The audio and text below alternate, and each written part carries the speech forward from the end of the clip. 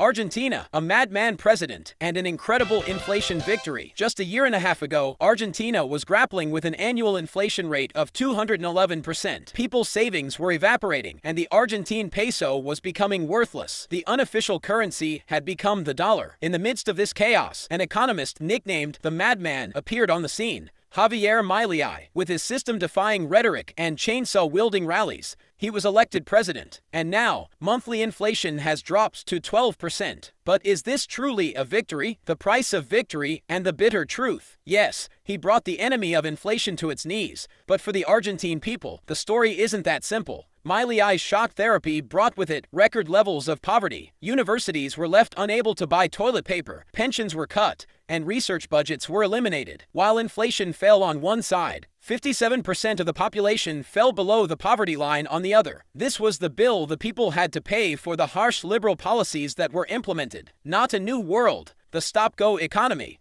Milei's policies are not actually new for Argentina. The country's last 100 years have been a vicious cycle of what is known as a stop-go economy. When free marketers came to power, inflation would fall but the public would become impoverished. When Peronists took office, public spending would increase and unemployment would fall, but inflation would spiral out of control.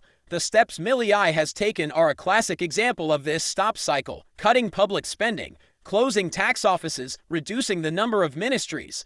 These are the very neoliberal policies that are not foreign to our own country. Just like under Mehmet Imek's economic administration, the rich and the poor, who's winning? So, who are these policies benefiting? The wealthy, of course. Since Milei came to power, the Argentine stock market has nearly doubled, while the mining, energy, and finance sectors have grown. Industrial production has shrunk and the middle class has been eroded. As poverty hits record levels, the profits of the affluent have increased. This is the main focus of the criticism, that in the name of reducing inflation, resources are being transferred from the middle class to the rich, thereby increasing inequality. What will the future bring? Milei's true potential is still uncertain. His authoritarian moves are being blocked by the Senate, and he has yet to fulfill all his promises.